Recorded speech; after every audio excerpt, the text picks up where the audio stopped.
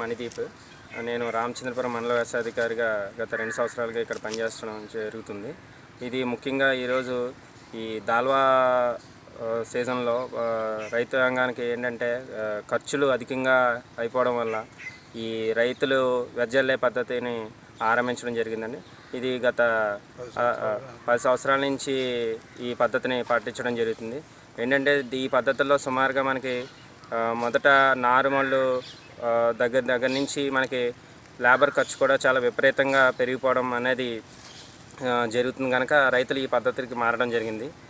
ఈ పద్ధతుల్లో ముఖ్యంగా ఏంటంటే మనకి విత్తన మోతాదు అలాగే చాలా వరకు తగ్గడం జరుగుతుంది. సుమారు మనం తొలకరలో చూసుకుంటే రైతు 30 కేజీల వరకు జల్లడం జరుగుతుందండి. ఇక్కడ ఏంటంటే ఈ పద్ధతిలో మనకి 15 కేజీలు అయితే సరిపోతుంది.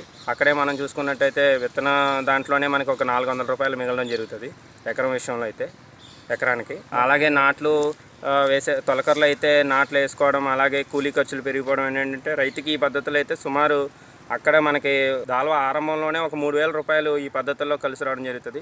ఇంకా మరీ ముఖ్యంగా చెప్పాలంటే సమయం అన్నది చాలా వరకు ఈ పద్ధతుల్లో మనకి మిగలడం జరుగుతుంది. అంటే సుమారు 20 నుంచి 25 రోజుల వరకు రైతుకి ఈ సమయం చాలా విధిగా ఉపయోగపడుతుంది. ఏంటంటే మనకి డిసెంబర్ నెలాఖరు వరకు మనం ఈ వెదజల్లే పద్ధతులు రైతులు ఇక్కడ ఆరంభిస్తారండి. డిసెంబర్ నెలాఖరు వరకు ఈ పద్ధతి అన్నీ అయిపోతాయి. ఇంకా మార్చి నెలాఖరికి మనకి కోతలు ప్రారంభించడం జరుగుతుంది.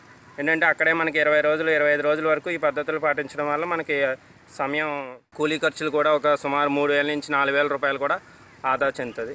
5000 రూపాయల వరకు కూడా మనకి ఇప్పుడు ఏంటంటే తొలకరలో మనం చూసినట్టయితే 1000 రూపాయల దాకా కూడా ఇవ్వడం జరిగిందండి ప్రతి రైతుని.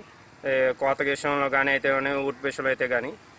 ఇంకా ఈ రైతులు మనకి ఇప్పుడు రామచంద్రపురం మండలం అయితే సుమారు ఇప్పుడు 90% వరకు ఈ పద్ధతే పాటించడం జరుగుతుందండి. ఇంకా ఈ పద్ధతుల్లో ఏంటంటే కొంచెం ఇది చూసుకుంటే కలుపు నివారణ ఒకటి రైతులు జాగ్రత్తగా పాటిస్తే కనుక మనకి అనేక రసాయనిక మందులు వచ్చేసినాయి కనుక ఈ కలుపు విషయంలో కూడా ఎక్కడ ఇబ్బంది పడాల్సిన అవసరం లేదండి. ఇంకా రైతాంగం విషయంలో అయితే వ్యవసాయం లాభసాటిగా చేయాలని చెప్పి ఈ పద్ధతులైనా సరే మనకి దిగుబడులు కూడా చాలా ఎక్కువగా ఆశాజనకంగా రావడం కూడా జరిగింది. నా పేరు కార్పొరేట్ జోగారావు, మాది రామచంద్రపురం మండలం వేగంపేట గ్రామం అండి. ఈ ఎదజల్లే విధానం వల్ల రైతుకి చాలా ఉపయోగాలు ఉన్నాయి. ఈ ఎదజల్లటం వల్ల రైతుకి ఒక 5000 రూపాయల వరకు ఖర్చు నిమిత్తం తగ్గుతుంది. రెండోది తెగుళ్ళను కూడా తట్టుకుంటుంది. ఈ ఎదజల్లే పద్ధతి ద్వారానే పురుగుల మందులు వాడకం కూడా బాగా తగ్గుతుంది. ఈ కలుపు మందులు వచ్చిన తర్వాత రైతుకి బాగా సుఖంగా ఉంది. ఈ ఎదజల్లే పద్ధతి వల్ల రైతుకి చాలా బెనిఫిట్స్ ఉన్నాయి. కూలీలు సమస్య లేకుండా ఉంది. మెయిన్ ఇప్పుడు ఎదజల్లడం ఎకరానికి 2-3తో సరిపోతుంది. తర్వాత మాకు కోత రోజుల్లో కూడా మిషన్లతో కోసుకుంటే బాగుంటుంది. లేబర్ పెద్ద సమస్య లేకుండా ఉంది. రెండోది రైతులకి మాత్రం ఈ కోత మిషన్లు అవి కూడా సబ్సిడీ మీద కావాలని మేము ప్రభుత్వాన్ని కోరుతున్నాం. మెయిన్ ఎక్కువ ఈ సప్లై చేయాలని. ఈ ఎదజల్లే పద్ధతి వల్ల చాలా బెనిఫిట్స్ ఉన్నాయి రైతుకి. రోజులు ఇంచుమించులో 15-20 రోజులు కూడా తగ్గుతుంది.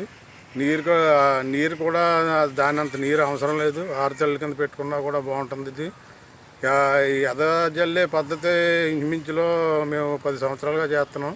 దీనివల్ల ఎకరానికి ఒక 4 నుంచి 5 బస్తాలు పంట దిగుబడి బాగా తేడా వస్తుంది మాకు. నాటినట్లయితే ఒక 5 బస్తాలు తక్కువ. అదే ఎదజల్లే పద్ధతిలో ఒక 5 బస్తాల వరకు ఎక్కువ వస్తుంది. ఈ పద్ధతి వల్ల చాలా ఉపయోగాలు ఉన్నాయి.